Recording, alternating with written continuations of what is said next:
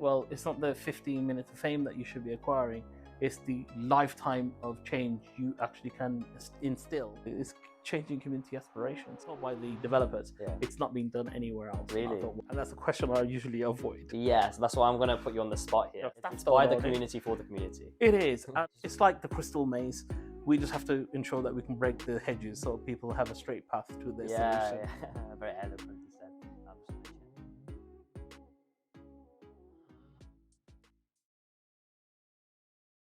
Okay, welcome to the first ever ACP podcast, the first of many, hopefully. Today we've got a very special guest with us. We've got Naeem Qureshi today with us. Naeem, how have you been doing? Nice to see you. Thank you very much for giving the opportunity for ACP to have its first podcast. And it's a pleasure being here. So brilliant. Let's see how the journey goes. Yeah, hopefully. I'm very curious to hear what you've got to say. So very interesting person, I find. So for those of you who might not have heard about you or don't know much and just seen you here and there, tell us a bit about who is Naeem Qureshi and what do you stand for as a person? Yeah. Well, Naeem Qureshi was born and raised in Sparkbrook back in the late 60s. Lived in a very poor, disadvantaged area. There was a lot of migration of different communities. Yeah. But I always felt wherever you are, your kind of birthplace, that's usually your home. Exactly. No matter where you go in the world, you always want to return back to your kind of initial destination, even when you go through your final destination. Yeah.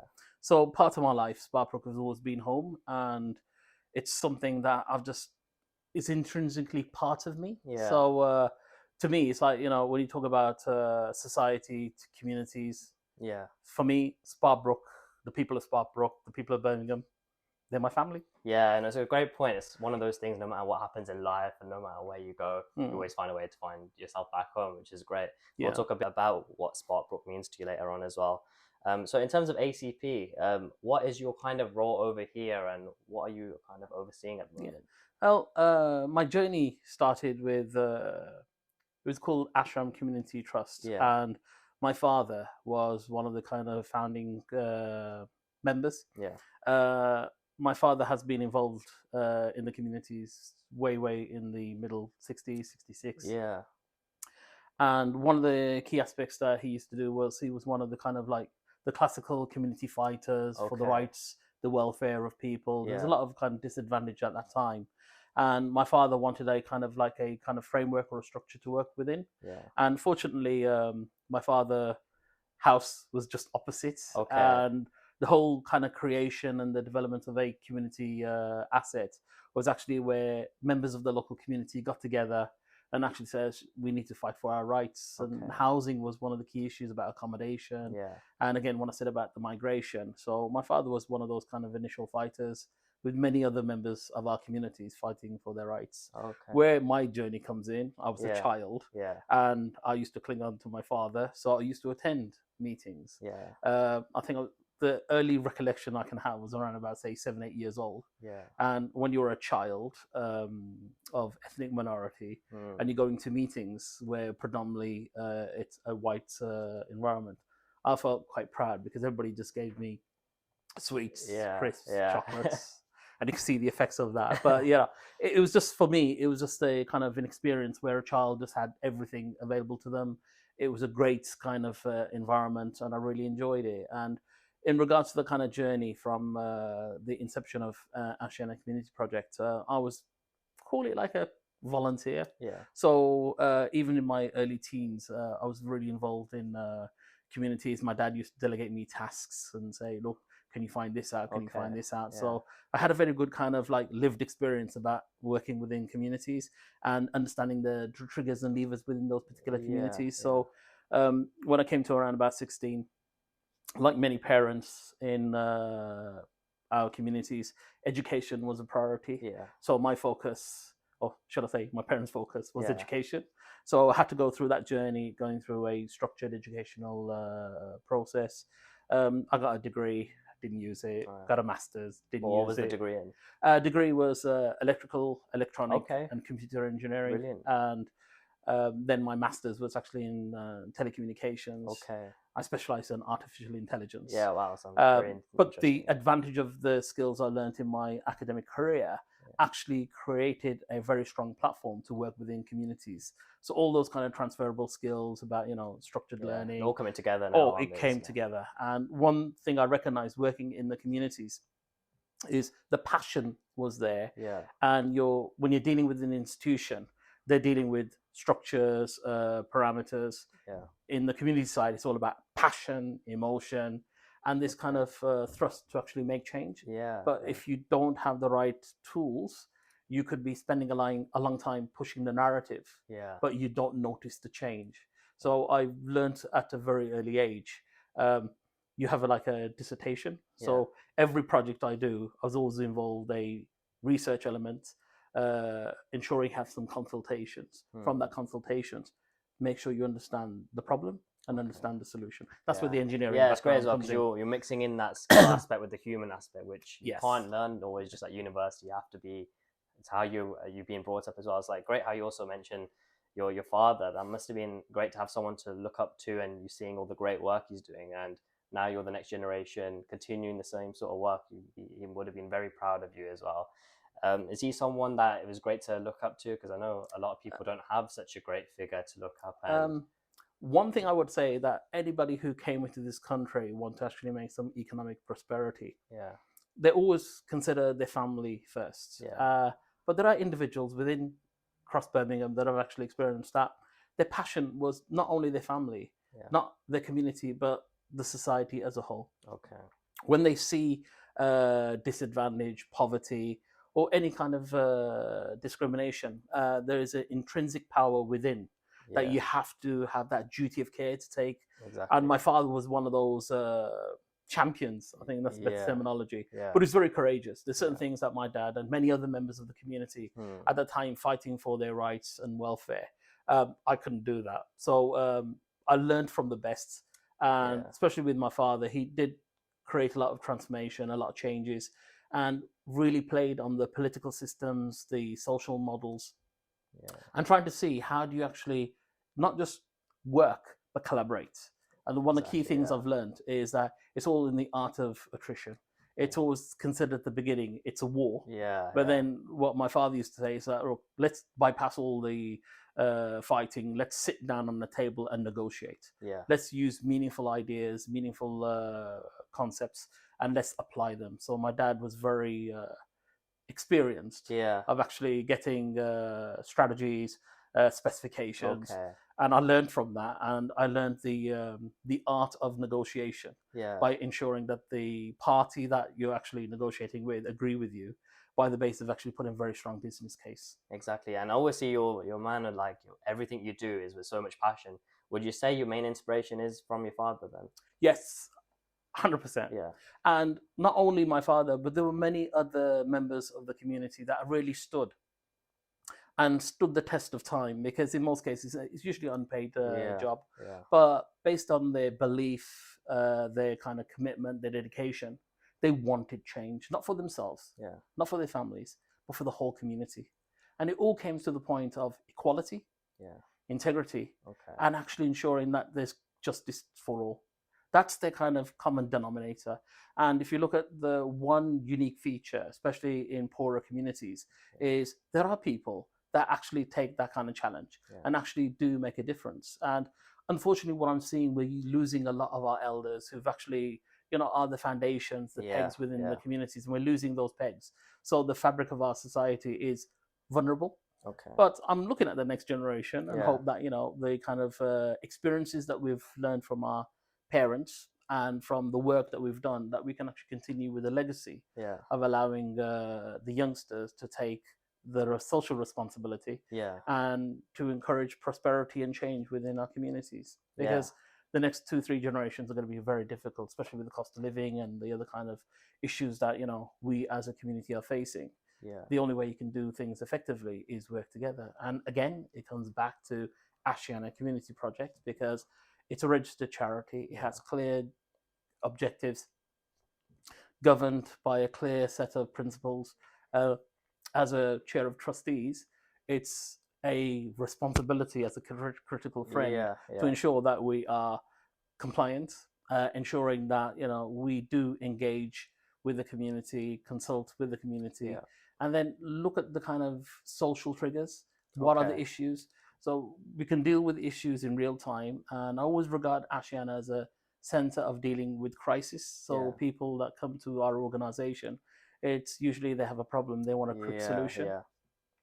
So we have to be very sensitive and very kind of structured in the way we do our delivery. And initially, it all starts with a conversation, and that conversation goes through a structured delivery or structure of process, which it means you do the engagement to identify, what are the core issues. You go through a process of intervention, i.e., that process of support, guidance, nurturing, caring, whatever the kind of support is required. And at the end of it, and this is where charities should really focus on, is the kind of like result or outcome.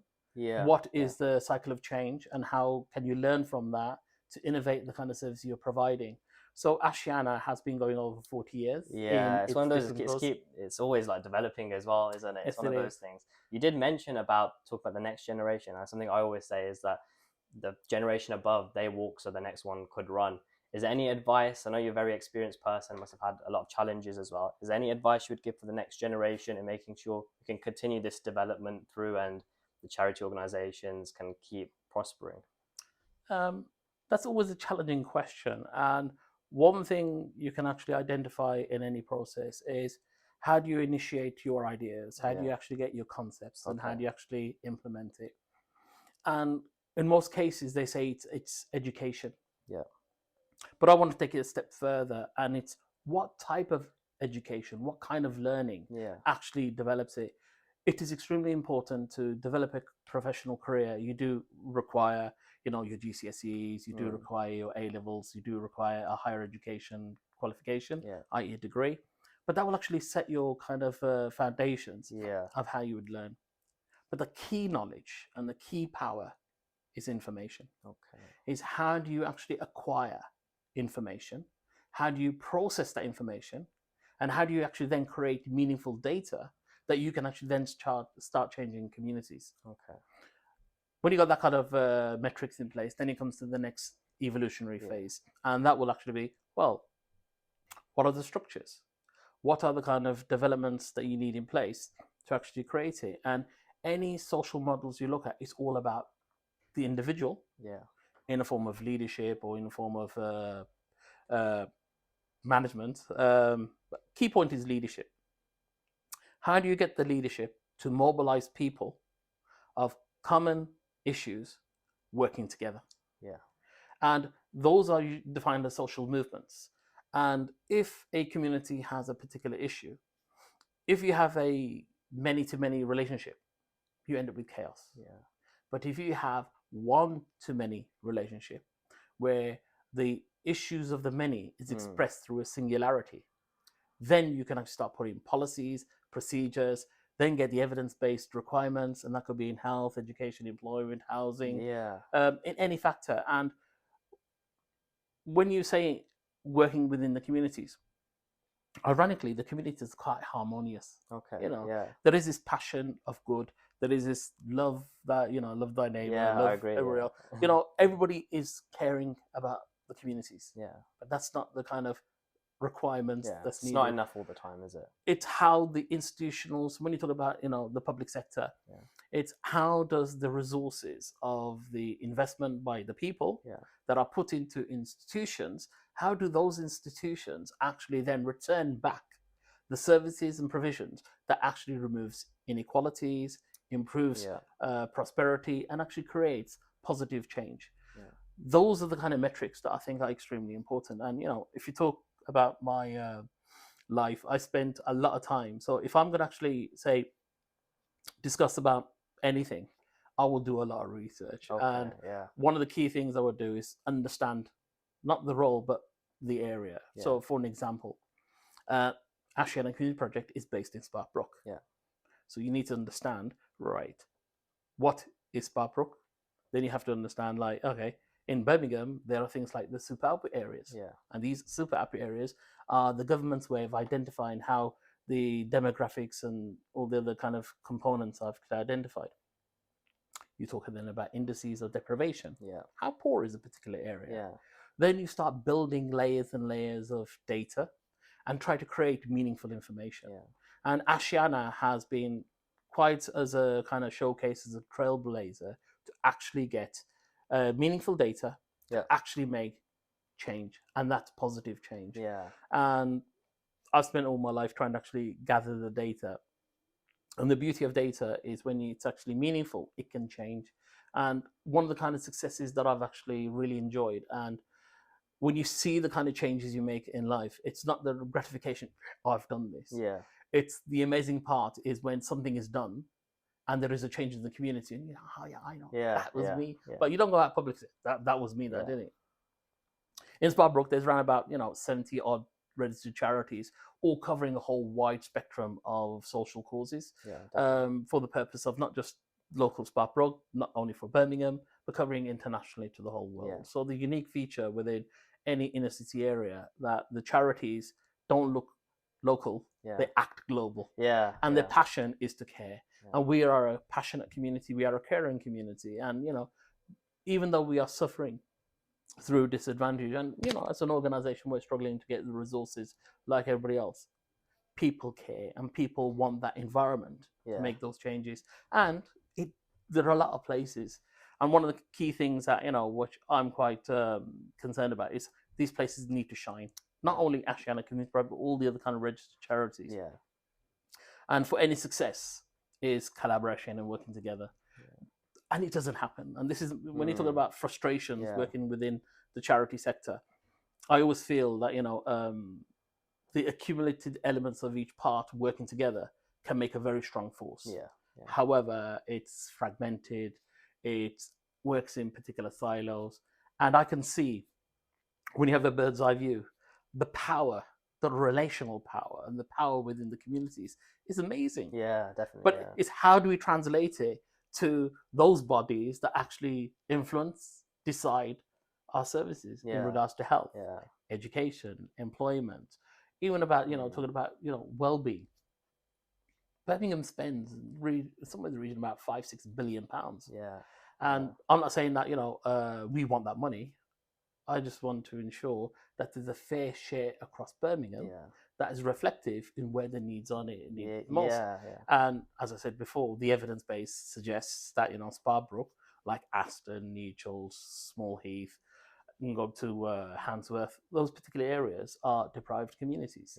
And they need their fair share. And the only way you can actually access is by representation.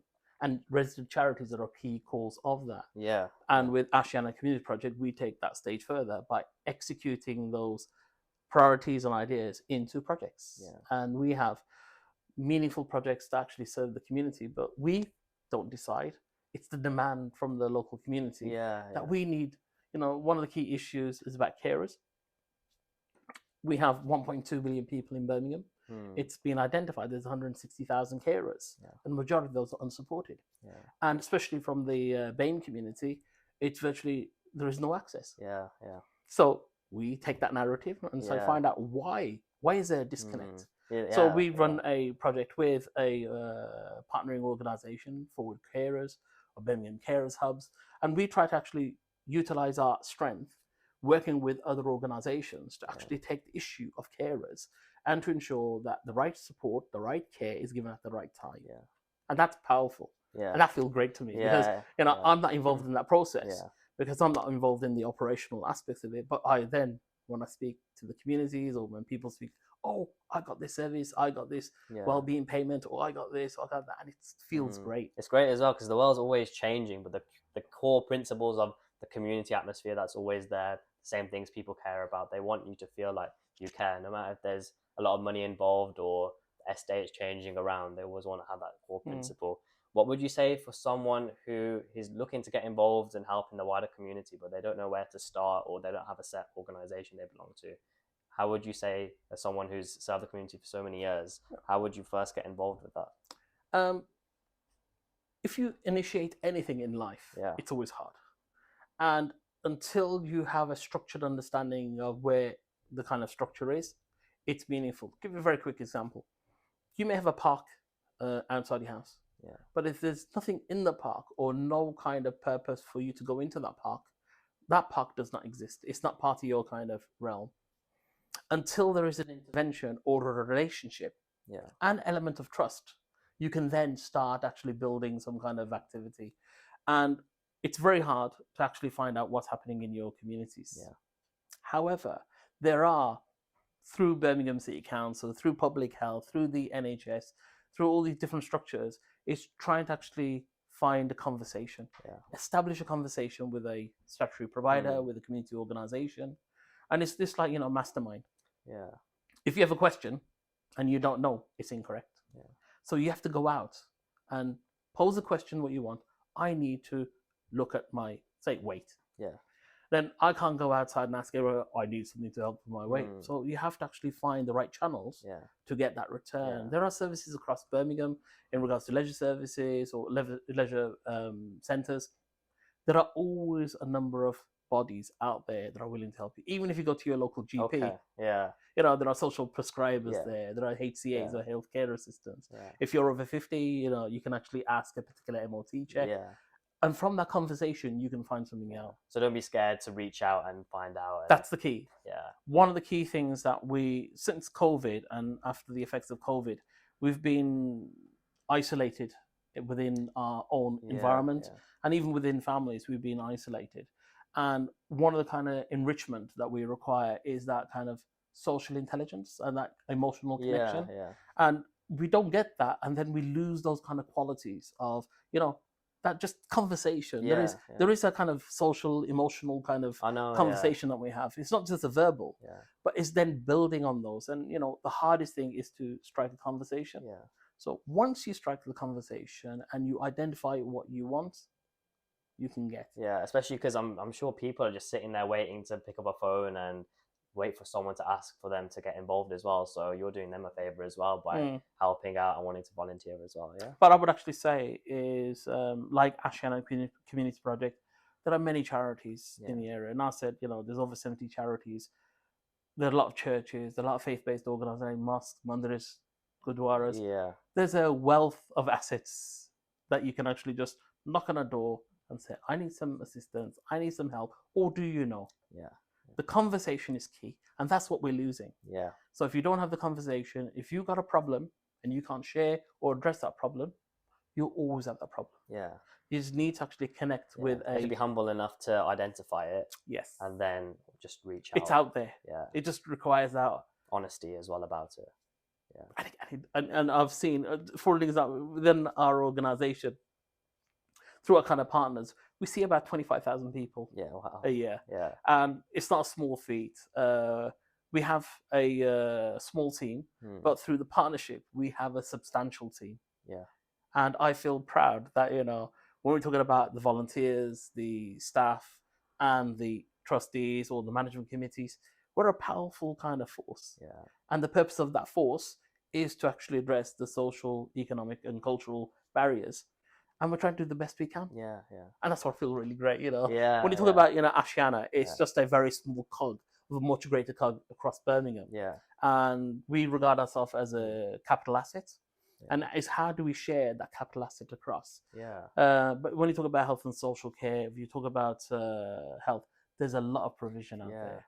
I think for me looking in, what strikes me is how genuine everyone is in Ashiana. And I think that's something that's very clear to see. When people want to come here and they want to support, maybe they have low on confidence and looking for someone that's going to guide them in the right way, having someone that genuinely wants to help you makes a massive difference and can build the confidence that they can take that next step. And who knows where that can even follow as well with that. And what we actually decided at that time was that, look, Ashiana Community Project is a charity.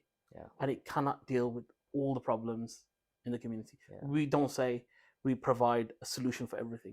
But what we can do is create the connectivity of statutory providers, public providers, community, voluntary groups, specialist groups, to actually start working together. And I always use this word, it's all that collaboration. The independence of each organization still exists. The identity, the brand still exists. But they work together for the common purpose to address a social issue. The power when people come together. When people come together, literally, it's the power of the people. It's like exponential compared to adding everyone up individually. What they can do when people come together. And one factor that Ashiana has, as trustees, we're quite proud of, is that we're empowering other community organizations. Yeah. So it's not this kind of threat where you do a SWOT analysis that, we keep all the other charities away. Yeah. We really want to actually see how we can build other charities, specialize in other fields, other areas, similar or different, so that they can actually provide a service for the community. It's to serve the community, serve humanity the best we can. And the best way you can do that is actually working together. Yeah. A smile is a very powerful tool. Yeah, that's very good. And, when somebody comes through the door, if we cannot provide a solution, we will ascertain and find a solution within the family of partners or family of organizations. There's always someone that can help. It always. Yeah. It's like the crystal maze. We just have to ensure that we can break the hedges so people have a straight path to their solution. Yeah, very eloquently said. Okay, specifically on like what your perception is of Ashiana, what would you say like the kind of main purpose you're striving towards as an organization would be? That question has been arisen a number of times. Yeah. And when stakeholders or any other body it says, what's your ultimate aim? My ultimate aim is to actually, where there is no need of Ashiana Community Project, i.e. that the community is self-sustaining, they have no issues, have no problems. Yeah. I know that success can only be achieved when nobody comes through the door. Yeah. And if people do need to come through the door, then for me, it's to ensure that doors are open. And if it cannot be opened by us, is try to find a door that can actually take on people. But it's a very hard question because they always say, what's the purpose of your intentions? What's the purpose? Why do you get up in the morning to do this? Yeah. And for me, it's to make a difference. Yeah. It's simple. It's my belief system is that we are here for a purpose. Yeah. And we may or may not know what that purpose may be, but the peace that you get, that you are trying to do something for your fellow human or fellow mankind or people kind, it's great. And for me personally is that, Ashiana is a medium. Yeah. But there are many other mediums that I actually work within. So when you're talking about my personal journey, I'll put it this way. I am a resident of Sparkbrook, but a citizen of Birmingham. Okay. And a subject of the United Kingdom. Yeah. My role, my responsibility, and my kind of purpose is to serve the community, serve society to the best way I can. Yeah. And you mentioned about education. Yeah. I was educated in the United Kingdom. I was educated in Birmingham.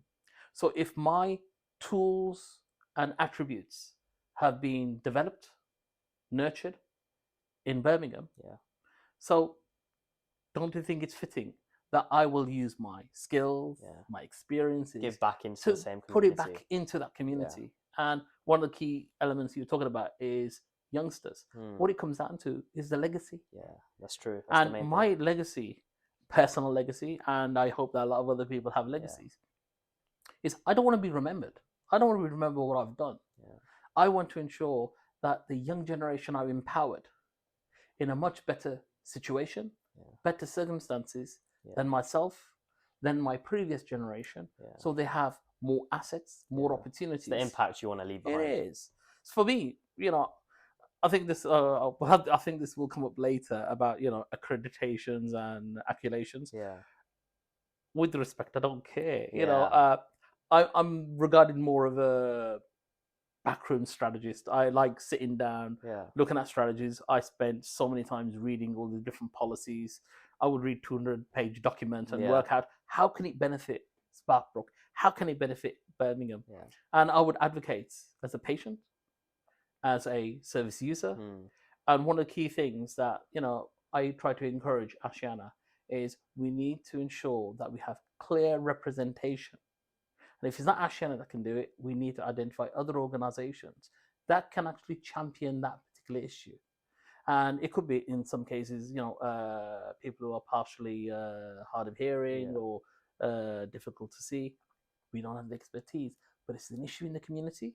Well, Ashiana will go out and actually work with any other organization and hand that responsibility, that social responsibility, over to another organization, support them, nurture them, and develop them. And that feels great, because it's something that's indirect.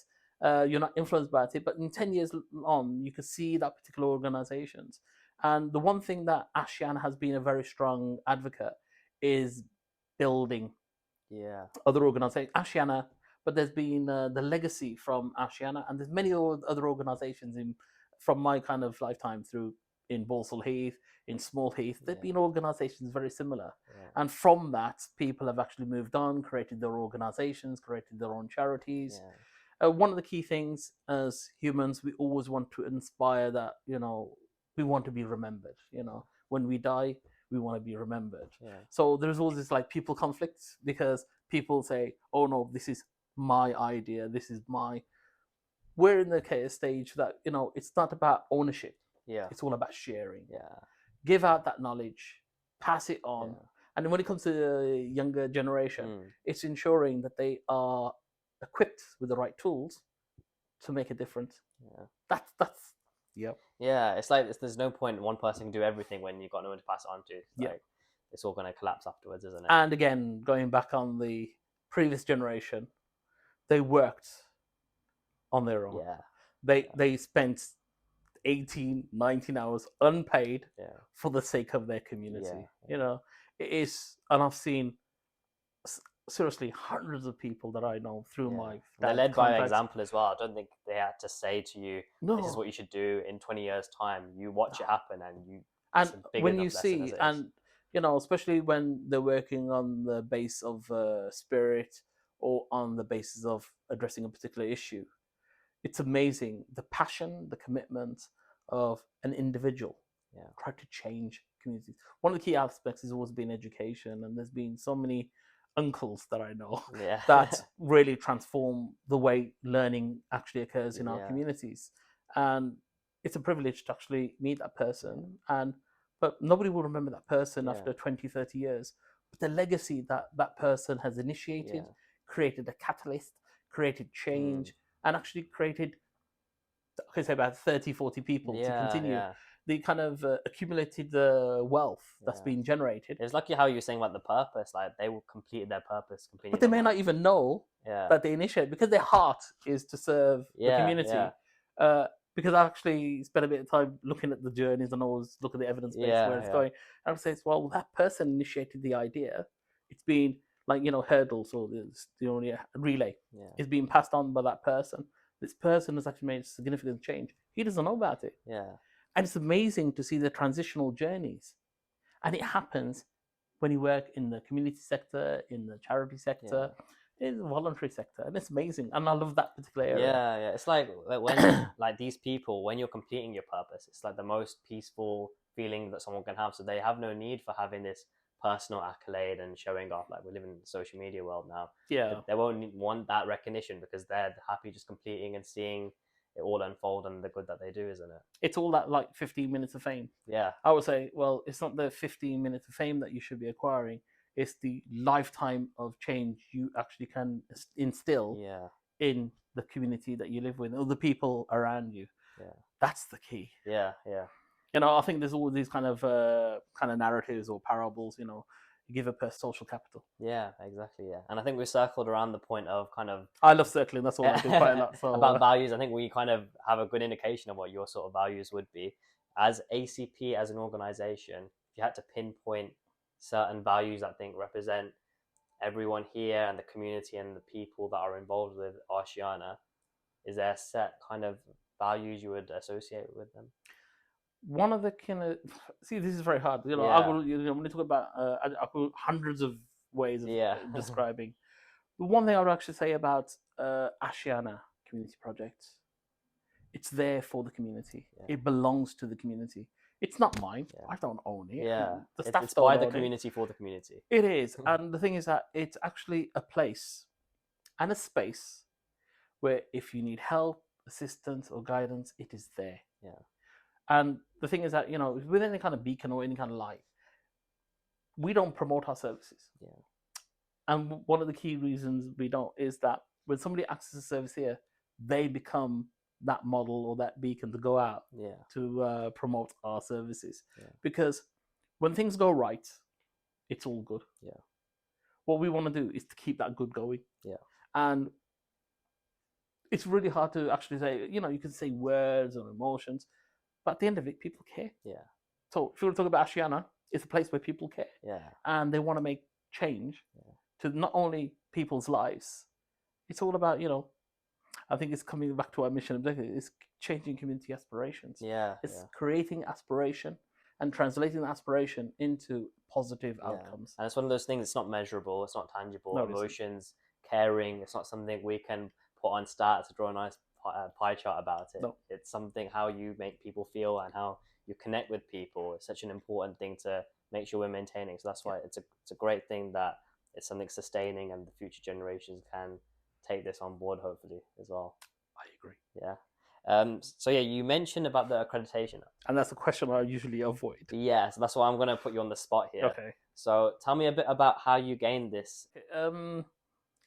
How MBEs actually are awarded is that you have to be nominated, and usually get a letter saying that you've been awarded an MBE. I'll break it down to two components. I believe I got the MBE for services for Sparkbrook, and 3-4 things I did passionately within the community. One was back in 2008. This was when we had the financial crash, and I was actually a member representative of at that time it was called the PCT, Primary Care Trust. Okay. And there were a number of issues, especially facing health inequalities in Birmingham.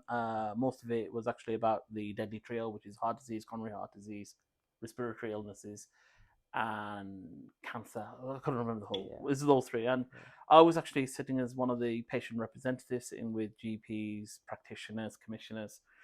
And I loved their reporting, and all I did is, simply, how do you connect services in the local community? So I was actually part of their kind of call it their kind of 360-degree stakeholder analysis. So I actually was influential of actually suggesting the wrong word, influencing particular changes, or how they engage within the local communities. And there were a number of NHS reports, and I took the liberty of reading some of these reports and found out, they're going to invest in a lot of these health centres. I think it was a Darcy report or something. And there was a modernisation agenda, 25 health centres across Birmingham, and I wanted one for Sparkbrook. So through that involvement, went through that journey, and then it came to a point of actually identifying a health centre. I was actually sitting on the steering group and chatting for Sparkbrook. And then we came to a point of identifying the locations. And through my local engagement and local participation, just ensured for a very strong case. And we created something called the Sparkbrook Community and Health Centre. It was actually identified in one site. We had a tornado in 2005. That cleared a substantial space. I think it's 4,200 square meters. Wow, and then I thought, do we have one for 1,800 square meters or something with 4,200? I thought, okay. And then got collaboration between Birmingham City Council, the NHS at that time, and created a £14 million program. It's uniquely the only program in the United Kingdom that I was told by the developers, it's not been done anywhere else. Really? And I thought, wow. Oh, still till today. And I don't know, but it's just it's Prime, I think, one of the developers. And he says, do you know? And because when I'm quite comical, so usually I have jokes and things. They will say it can't happen. I said, trust me, it can happen. You just have to find a way to do it. And he just reported back. That was one of the kind of things. And then I've been involved in kind of regeneration programs, and I've been influential trying to actually secure opportunities. So you're like an innovator in that sort of space. I know you wouldn't identify yourself as that, but all I would say is that, this is the way that, it was actually, but to me, where the MBE comes across is, during 2008, 2014, I was actually part of Sparkbrook Neighbourhood Forum. And I love the forum. The forum is a way, you're virtually on neighbourhood level activities. So, you do environmental cleans, this, but there's a lot of passion in the communities. They say, no, you should do it this way, you should do it that way. I was more interested about how do you connect national policy to the local community. So I got involved in things like, the Olympics, get the legacy of the Olympics through Farm Park. and try to actually get environmental programs, try to actually create a net zero in recycling, because back in 2013, I think, out of the 40 wards of Birmingham, we were ranked number 40 as the worst ones for recycling, and that's not a very good image that we want for the area. I don't want to be number one. So you look at all the kind of recycling, and this is where I stand. This is, I don't regard that I was awarded the MBE. It's all those people who are part of the Sparkbrook Neighborhood Forum, who are part of Ashiana Community Project, who are part of all these other organizations. And there were many organizations. And unfortunately, with an MBE, you have to award an individual. But to me, that MBE it's nothing about me. Sorry, it's not about me. It's about all those members and communities. It's collaborative, it's collaborative. Saying, And the thing is, I don't acknowledge that any of these successes are mine. These successes are from the people of Sparkbrook. They collaborated, they worked together. There were meetings, and there were 400 people at that meeting. And excuse my language, that put the fear into the practitioners and to the commissioners. If it wasn't for that meeting, none of this would have happened. Yes, you do require leadership, or you do need a structure or idea to actually put it into play. But that MBE is for all of them, not for me. I'm the troublemaker. No, it's brilliant. Like, it's great hearing as well, because that sort of like humble mentality is probably why you are so successful, because you're always integrating everyone. That word collaboration, bringing everyone together, can produce great results with it, can't we? So we spoke about the past, presently what ACP kind of stands for. Let's talk a bit about the future. Where do you see Ashiana, or where would you like to see them 5-10 years from now? Right. Or is there a set place, or is it just general kind of? The future is unknown. But the thing is that we have intelligence. I'm not talking about intelligence. We have intelligence. So there are certain things or certain pathways that will happen. I think I mentioned about the cost of living crisis. So I believe that in the next 3 to 5 years, the journey for citizens of Birmingham, irrespective of their financial positioning, it's going to be tough. As a charity, we need to make sure that we are resilient to help those in need. And it comes to the point of energy prices, and it's the same kind of element that everybody knows about. But it's actually acting as a safety net, helping those who need it the most, connecting them to provision services that are available, that in most cases don't access. So in 5 years' time, I would prefer Ashiana Community Project to be led by somebody else. Taking the next generation.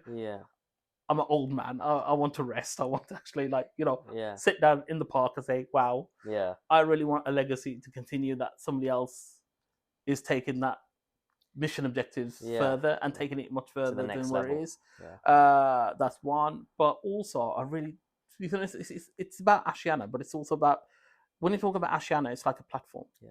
And I just want Ashiana to be part of other platforms that we're working together.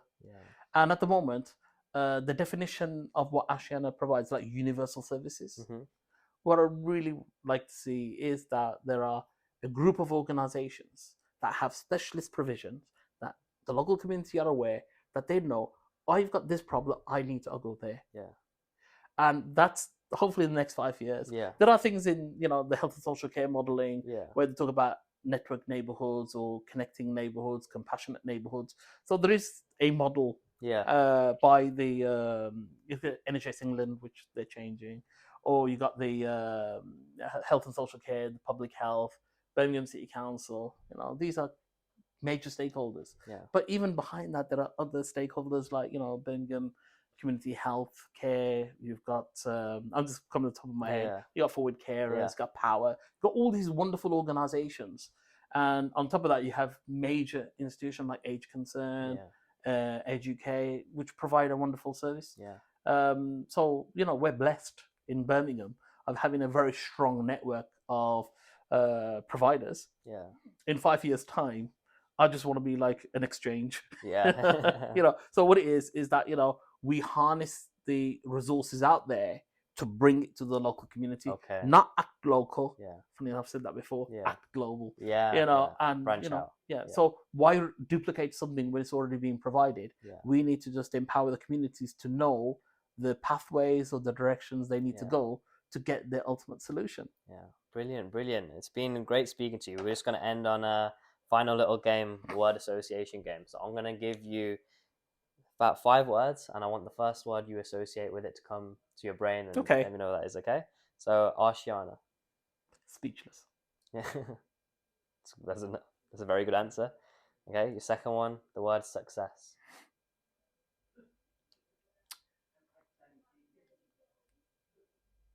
Content. Okay. Happiness. Bliss. Okay. Life. Short. And finally, Naeem Qureshi. Confused. Confused. Well, why did you say that? I'll have to ask you on that one. Because when people have professions, they have roundabout say, I'm a healthcare practitioner, I'm a educationalist. I spend my life on virtually everything. It sounds weird. It's like, when you're talking about provisions, I don't think I'm a specialist, but because I work in the third sector, I work in the community sector, I have to know. I have to know everything. I have to learn everything.